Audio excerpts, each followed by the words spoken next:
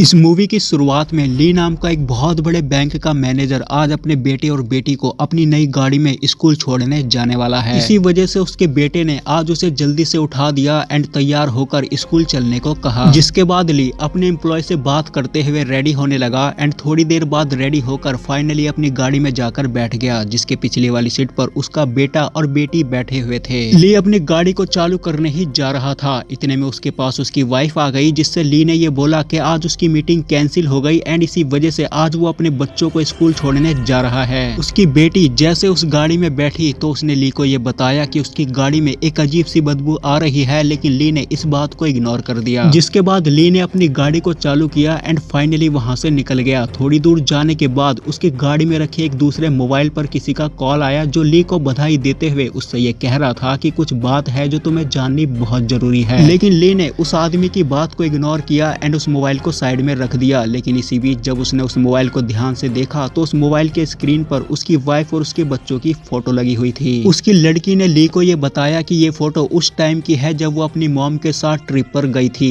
And उस time पर ली उनके साथ में नहीं था। इतने में उस आदमी का दोबारा से कॉल आया, जो ली से बात करते हुए ली से ये कह रहा था कि उसने उसकी गाड़ी में बॉम्ब लगा दिया है, अगर ली अपनी सीट से उठने की कोशिश करेगा तो वो बॉम्ब फट जाएगा। लेकिन इस बार भी ली ने उस आदमी की बातों को इग्नोर कर दिया, ये सोच कर कि शायद कोई उसके साथ मजाक कर रहा होगा। उसकी गाड़ी का पेट्रोल खत्म होने वाला था एंड इसी वजह से ली ने अपनी गाड़ी को एक पेट्रोल पंप पे रोक दिया एंड वो पेट्रोल भरने के लिए अपनी गाड़ी से उतरने ही जा रहा था, तभी उस आदमी का दोबारा से कॉल आ गया। इस बार उस आदमी ने ली से ये कहा कि बड़ी अजीब बात है कि तुम्हारी नई गाड़ी में आज एक अजीब सी बदबू आ रही है। ये बदबू किसी और की नहीं बल्कि उसी बॉम्ब की है, जिस बॉम्ब को मैंने तुम्हारी सीट के नीचे लगा दिया है। ये सुनने के बाद ली को उस आदमी की बातों में सच्चाई लगी एंड उसने गाड़ी से बाहर निकलने का प्लान कैंसिल कर दिया। उस आदमी ने ली से बात करते हुए ली को ये भी बताया कि उस बॉम्ब का रिमोट उसके पास है एंड वो जीपीएस की मदद से उसको ट्रैक कर रहा है। इतने में ली के बेटे ने ली से ये कहा कि उसे प्यास लग रही है एंड ये बात उस आदमी ने भी सुन ली। जिसके बाद उस आदमी ने ली से बात करते हुए ली को ये कहा कि अगर ली ने उसकी बात नहीं मानी तो ली के साथ साथ उसके बच्चे भी मारे जाएंगे। काफी देर तक गाड़ी रुके रहने की वजह से वहाँ पर जाम लगने लगा था एंड इसी वजह से ली के पास एक लड़का आया, जिससे ली ने अपना कार्ड देते हुए अपनी गाड़ी में पेट्रोल भरने की रिक्वेस्ट की। जिसके बाद ली ने उस मोबाइल को अपने ब्लूटूथ से कनेक्ट किया। उस आदमी से ये पूछने लगा कि वो कौन है और उसे क्या चाहिए। जिसके जवाब में उस आदमी ने ली से ये बोला कि मैं ये चाहता हूँ कि सबसे पहले तुम मेरी बातों पर यकीन करो एंड अगर तुम्हें मेरी बातों पर यकीन नहीं है तो तुम अपनी सीट के नीचे देखो, वहाँ पर बॉम्ब लगा हुआ है। एंड जब ली ने उस आदमी की बात मानकर अपनी सीट के नीचे चेक किया तो वहाँ पर सच में बॉम्ब लगा हुआ था। इसकी वजह से ली घबरा गया एंड फिर अपनी गाड़ी चालू करके वहाँ से जाने लगा एंड फिर उसने एक बार दोबारा से उस आदमी से ये पूछा कि आखिर उसे क्या चाहिए। उस आदमी ने ली से ये कहा कि उसे 9,60,000 एक अकाउंट में चाहिए एंड 17,20,000 उसे कैश चाहिए एंड अगर ली ने ये अमाउंट उसे नहीं दिया तो अगले ही पल वो बम ब्लास्ट हो जाएगा। एंड तभी उसकी बेटी ने ये देखा कि उसके भाई का स्कूल पीछे ही छूट गया एंड उसने जल्दी से ली को बोलकर अपनी गाड़ी को रुकवाया एंड ये बात उस आदमी ने भी सुन ली थी, जो ली को ये कहने लगा कि इस बम के बारे में उसे अपने बच्चों को भी बताना चाहिए। ली ने बड़ी ही टेंशन भरी निगाहों से अपने बच्चों को देखकर ये बताया कि कोई आदमी कह रहा है कि उसने उसकी गाड़ी में बम लगा दिया है। उसकी बेटी ने ली से ये कहा कि हमें इस बम के बारे में पुलिस को बताना चाहिए एंड अगेन उस आदमी ने ये बात सुन ली, जो ली से ये कहने लगा कि अगर उसने किसी को भी इस बम के बारे में बताने की कोशिश की तो वो बम फट जाएगा। इतने में ली की गाड़ी के पास स्कूल के बच्चे आ गए, जो ली के लड़के को बाहर आने को कह रहे थे, लेकिन ली किसी भी तरह का कोई भी रिस्क नहीं लेना चाहता था एंड इसी वजह से उसने उन बच्चों को डांट कर भगा दिया और अपनी गाड़ी चालू करके वहां से निकल गया। इतने में ली के फोन पर उसके एक एम्प्लॉय का फोन आया, जो आज एक प्रोजेक्ट के मीटिंग में जाने वाला था। उस आदमी ने ली से बात करते हुए ली को ये बताया कि उसके फोन पर किसी आदमी का कॉल आया है, जो उससे ये कह रहा है कि उसने उसकी गाड़ी में बम लगा दिया एंड इसी वजह से वो मीटिंग में नहीं जा पाएगा। यानी कि उस आदमी ने ली की गाड़ी के साथ साथ उसके एम्प्लॉय की गाड़ी में भी बम लगा दिया था। ली जल्दी से वहां से अपने उसी एम्प्लॉय के पास पहुंचा, जो पूरी तरह डरा हुआ था। वो जबरदस्ती अपनी वाइफ को अपनी गाड़ी में बैठे रहने को कह रहा था, क्योंकि आज उसकी वाइफ का इंटरव्यू था जिसे देने वो जाना चाहती थी। ली ने उसकी वाइफ से बात करके उसकी वाइफ को शांत किया एंड वहां पर जाम ना लग जाए, इसी वजह से ली ने अपनी गाड़ी को खाली जगह पर लगाने की कोशिश की एंड तभी उसकी वाइफ उस गाड़ी से बाहर आ गई एंड देखते ही देखते उसकी गाड़ी ब्लास्ट हो गई। गाड़ी ब्लास्ट होने की वजह से उस गाड़ी का कांच का एक टुकड़ा ली के बेटे के पैर में लग गया, जिसकी वजह से उसके बेटे का पैर जख्मी हो गया। जिसके बाद बाद ली ने अपनी गाड़ी को चालू किया एंड हॉस्पिटल की तरफ जाने लगा, लेकिन उस आदमी ने ली से बात करते हुए ली को ये बताया कि हॉस्पिटल भी जाकर तुम लोग क्या करोगे, क्योंकि तुम लोग गाड़ी से बाहर ही नहीं आ सकते एंड गाड़ी से बाहर आने का नतीजा तो तुम लोगों ने देख ही लिया होगा। ली ने उस आदमी से ये कहा कि वो उसे पैसे दे देगा, लेकिन उससे पहले वो अपने बेटे का इलाज कराने हॉस्पिटल जाना चाहता है। लेकिन उस आदमी ने ली की एक भी बात नहीं मानी। उसने ली से ये कहा कि पहले उसे पैसे देने होंगे एंड उसके बाद ही वो हॉस्पिटल जा सकता है। ली ने अपने बेटे के इलाज के लिए हॉस्पिटल जाने की उस आदमी से बहुत ज्यादा रिक्वेस्ट की, लेकिन उस आदमी ने ली की एक भी बात नहीं मानी। ली ने अपनी गाड़ी को एक रोड के किनारे रोका एंड दोबारा से उस आदमी से बात करके रिक्वेस्ट की,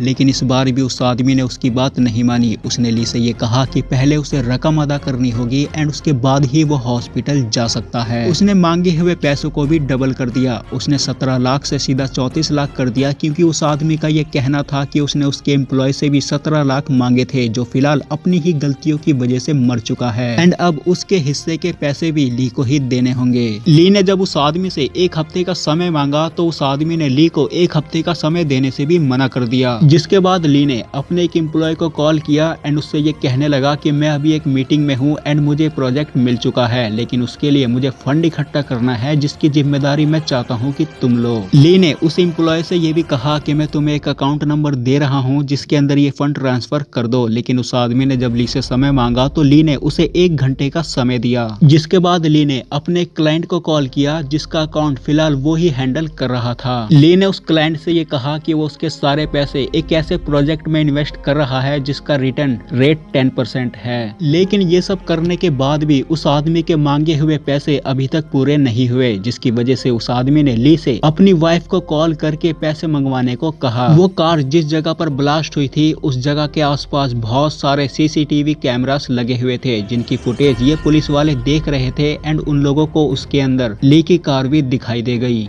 इधर ली अपनी वाइफ को कॉल करके उससे ये कहता है कि वो जल्द से जल्द बैंक जाकर कुछ पैसे निकाले, क्योंकि एक आदमी ने उसकी गाड़ी में बॉम्ब लगा दिया है एंड वो पैसों की डिमांड कर रहा है। इधर उसके बेटे ने अपनी मॉम को आवाज लगा दी, जिसको सुनने के बाद उसकी वाइफ घबराने लगी एंड उसको शांत करने के लिए ली ने अपनी बेटी से उसकी बात करवाई। उसकी बेटी ने अपनी मॉम से बात करते हुए अपनी मॉम को ये बताया कि फिलहाल वो लोग पूरी तरह ठीक हैं एंड ली की बात मानकर थोड़ी ही देर बाद उसकी वाइफ उस बैंक के पास पहुंच गई थी जिस बैंक से उसको पैसे निकालने थे एंड वहां पर ली भी पहुंच चुका था। लेकिन उसकी वाइफ ने एक गलती कर दी थी। वो अपने साथ एक औरत को ले आई थी जिसने ली को और उसके घायल बेटे को देख लिया था, लेकिन ली ने उस औरत को इग्नोर किया एंड अपनी गाड़ी को चालू करके कुछ दूर चला गया एंड उस औरत को कुछ गड़बड़ लगी तो उसने वहां पर आए हुए सिविल ड्रेस में पुलिस वालों को बता दिया। उस आदमी ने ली से बात करते हुए ली को ये बोला कि वो पैसों से भरा हुआ बैग पास की एक दुकान के पास छोड़ दे एंड थोड़ी देर बाद जब उसकी वाइफ पैसों का बैग लेकर उस जगह पर पहुंची तो वहां पर एक आदमी आया जिसको पुलिस वालों ने पकड़ लिया। उसके पकड़े जाने की वजह से ली को ऐसा लगने लगा कि शायद वो आदमी पुलिस वालों के हाथों पकड़ा गया, लेकिन तभी ली के फोन पर उस आदमी का कॉल आया जिसने ली से बात करते हुए ली को ये बोला कि उसने पहले ही मना किया था किसी को भी बताने के लिए। इसकी वजह से वो आदमी ली से नाराज हो गया था एंड इसी वजह से उसने उस जगह पर बॉम्ब फोड़ दिया जिस जगह पर पुलिस वालों के साथ उसकी वाइफ खड़ी थी। लेकिन ली के लिए अच्छी बात ये थी कि उसकी वाइफ अभी तक जिंदा थी एंड ली ने उस आदमी से बात करते हुए उसको ये बताया कि उसने पुलिस वालों को खबर नहीं की थी एंड उसको ये भी नहीं पता कि वहां पर पुलिस वाले कैसे आ गए। इधर पुलिस वालों ने ली की गाड़ी का नंबर देखकर ली के बारे में पता लगा लिया, जिसके बाद वो लोग ली को पकड़ने का प्लान बनाने लगे। जिसके बाद ली ने अपने उस एम्प्लॉय को फोन किया जिससे उसने फंड इकट्ठा करने को बोला था। उस आदमी ने ली को ये बताया कि उसने फंड के लिए एक औरत को कॉल किया था, लेकिन वो औरत अपने पैसे इन्वेस्ट करने के लिए कुछ दिन सोचना चाहती है। ये सुनने के बाद ली को गुस्सा आ गया एंड वो अपने ही एम्प्लॉय को खरी खोटी सुनाने लगा। इतने में ली के बेटे ने ली को ये बताया कि उसके पैर का दर्द बंद हो गया, जिसका साफ मतलब था कि अब उसका पैर सुन्न पड़ने लगा था एंड इसी वजह से ली ने उस आदमी से एक बार फिर से हॉस्पिटल जाने की रिक्वेस्ट की, लेकिन इस बार भी उस आदमी ने उसकी बात मानने से साफ साफ मना कर दिया। इतने में ली की गाड़ी को फॉलो करते करते वहाँ पर पुलिस पहुँच गई एंड एक ऑफिसर ने ली को अपनी गाड़ी से बाहर आने को कहा, लेकिन उस आदमी ने ली को ये कहा कहा कि तुम अपनी गाड़ी को मोड़ो और वहाँ से भाग जाओ। एंड ली ने उस आदमी की बात मानते हुए सेम ऐसा ही किया। उसने अपनी गाड़ी को मोड़ा और वहाँ से भाग गया। अब ली की हालत बहुत ज्यादा बुरी हो चुकी थी क्योंकि उसके पीछे पुलिस भी पड़ चुकी थी एंड उसके बेटे की भी हालत बहुत ज्यादा खराब होने लगी थी। लेकिन उसके बाद भी ली अपनी गाड़ी को स्पीड में भगाता हुआ पुलिस से बचने की कोशिश कर रहा था। ली अपनी गाड़ी को स्पीड में भगाता हुआ एक बीच के पास पहुंचा जहां पर फाइनली पुलिस वालों ने उसे घेर लिया। थोड़ी देर बाद ली के पास एक ऑफिसर आया जो ली को अपनी गाड़ी से बाहर आने को कह रहा था। लेकिन ली ने उस आदमी के कहने पर उस ऑफिसर को बॉम्ब के बारे में बताते हुए उससे ये कहता है कि वो ऑफिसर उसे जाने दे वरना वो अपनी गाड़ी में ही बॉम्ब को ब्लास्ट कर देगा। ये सुनने के बाद वो ऑफिसर अपनी टीम को 50 मीटर दूर खड़ा होने को कहकर वहां से चला जाता है। थोड़ी देर बाद ईओडी की टीम की एक लेडी ऑफिसर ली के पास जाकर ली को समझाने की कोशिश कर रही थी। लेकिन ली ने उस लेडी ऑफिसर को अपना मोबाइल दिखाया जिस पर उस आदमी का कॉल चल रहा था। ये देखने के बाद उस लेडी ऑफिसर को इस बात पर यकीन हुआ कि ली ये सब खुद नहीं कर रहा बल्कि किसी और के कहने पर कर रहा है। जिसके बाद उसने ली को कुछ पानी की बोतल्स दी और वहां से चली गई। उस लेडी ऑफिसर ने पानी की बोतल्स के साथ साथ अपना एक टेलीफोन भी ली को दिया जिसकी मदद से ली अपने मोबाइल का स्पीकर ऑन करके उस आदमी की बात उस टेलीफोन के जरिए पुलिस वालों को सुनाने की कोशिश कर रहा था। एंड ये बात उस आदमी को भी पता चल गई थी एंड इसी वजह से उस आदमी ने बोलना ही बंद कर दिया। उस आदमी ने ली के फोन पर एक मैसेज भेजा जिसके अंदर उसने ली को उस टेलीफोन को बाहर फेंकने की बात कही एंड उसकी बात मानकर ली उस टेलीफोन को गाड़ी से बाहर फेंक देता है। इतने में पुलिस वालों ने वहां के आसपास के सभी सिग्नल्स को ब्लॉक करवा दिया जिसकी वजह से उस आदमी का कॉल डिस्कनेक्ट हो गया। एंड ली अपने आसपास के खड़े पब्लिक को देख रहा था एंड उसी बीच उसे वो आदमी दिखा जो ली से कांटेक्ट करने की कोशिश कर रहा था। तभी ली के पास वो लेडी ऑफिसर दोबारा से आई जिसे ली उस आदमी को दिखाने लगा। लेकिन तब तक वो आदमी वहां से जा चुका था। जिसके बाद उस लेडी ऑफिसर ने 2 ऑफिसर को और बुलाया जिन्होंने ली की गाड़ी चेक करके ये पता लगाया कि बॉम्ब कहां पर है। दरअसल उस आदमी ने ली की गाड़ी के आगे वाली दोनों सीट के नीचे बॉम्ब लगाया था लेकिन उसने पीछे वाली सीट के नीचे कोई भी बॉम्ब नहीं लगाया था। जिसकी वजह से उस लेडी ऑफिसर ने ली के बेटे के साथ साथ उन दोनों ऑफिसर को भेज दिया एंड वो खुद उसकी बेटी को अपने साथ ले जाने की कोशिश कर रही थी। लेकिन उसकी बेटी अपने फादर को छोड़कर नहीं जाना चाहती थी एंड इसी वजह से वो जबरदस्ती अपने फादर की बगल वाली सीट पर जाकर बैठ गई एंड इसकी वजह से वो बॉम्ब एक्टिवेट हो गया।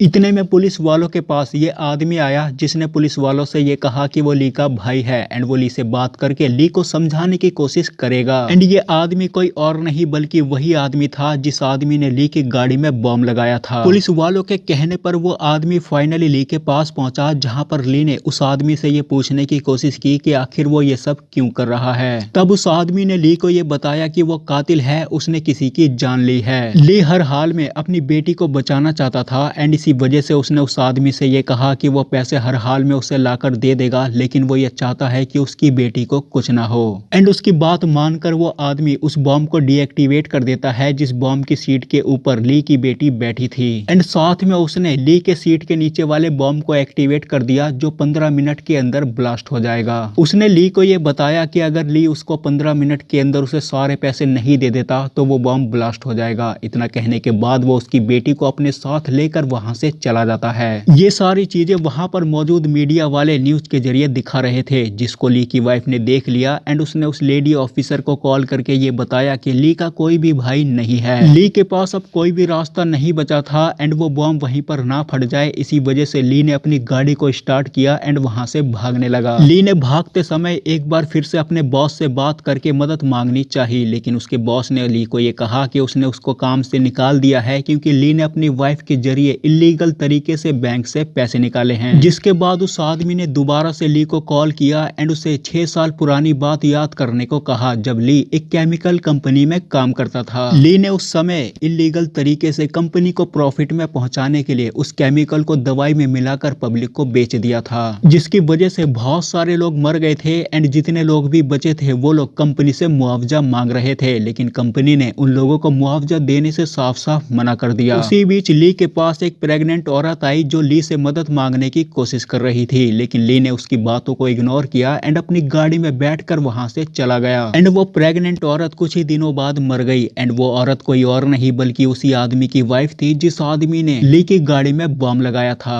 एंड तभी से वो आदमी अपनी वाइफ के इंसाफ के लिए उस कंपनी के खिलाफ केस लड़ रहा था। एंड फिलहाल उसके पास पैसे खत्म हो गए एंड इसी वजह से उसने ली से पैसे निकलवाने के लिए ली की गाड़ी में बॉम्ब लगाया था। और यही रीजन था कि वो आदमी ली की एक भी बात नहीं मान रहा था, क्योंकि ली ने भी उसकी वाइफ की एक भी बात नहीं मानी थी। उस आदमी ने ली को कॉल करके उसी कंपनी के पास बुलाया जहां पर उसने एक दूसरी गाड़ी में ली की बेटी के हाथ पैर बांधकर उसे बैठाया हुआ था। एंड जैसे ही ली उस कंपनी के पास पहुंचा तो उसकी गाड़ी में आकर वो आदमी बैठ गया, जहां पर उसने ली को अपनी वाइफ के बारे में सारी बातें बताई। एंड उसकी बातें सुनकर ली को भी अपनी गलतियों पर अफसोस हुआ। उसी बीच वहां पर पुलिस भी पहुंच गई एंड वो बॉम्ब भी ब्लास्ट होने वाला था। इसी वजह से ली ने अपनी गाड़ी को चालू किया एंड पास के एक समुद्र में जाकर कूद गया। उस आदमी के पास एक बुक थी जिसे पानी के अंदर जाते ही ली ने ले लिया एंड उसने उस बुक को अपनी गाड़ी की स्टीयरिंग और अपनी सीट के बीच में फंसाया एंड उस गाड़ी से बाहर निकलकर तैरता हुआ दूर चला गया। एंड तभी अचानक से वो बॉम्ब ब्लास्ट हो गया, जिसमें वो आदमी तो मर गया लेकिन ली अभी तक जिंदा था। जिसके बाद वहां पर मौजूद पुलिस वालों ने ली को बचाकर बाहर निकाला। एंड अगले दिन ली ने मीडिया वालों के सामने उस कंपनी के खिलाफ केस लड़ने की बात कही। ली जब वहां से वापस अपने घर जा रहा था तो उसे रास्ते में उसी कंपनी के बॉस का कॉल आया, जो ली से बात करते हुए ली को समझाने की कोशिश कर रहा था, लेकिन ली ने उसकी बात सुने बिना ही उसका कॉल काट दिया एंड वहां से चला गया। एंड यहीं पर ये मूवी खत्म हो जाती है। तो दोस्तों आज की वीडियो में सिर्फ इतना ही। मैं मिलूंगा आपको नई वीडियो में नए टॉपिक के साथ, तब तक के लिए धन्यवाद।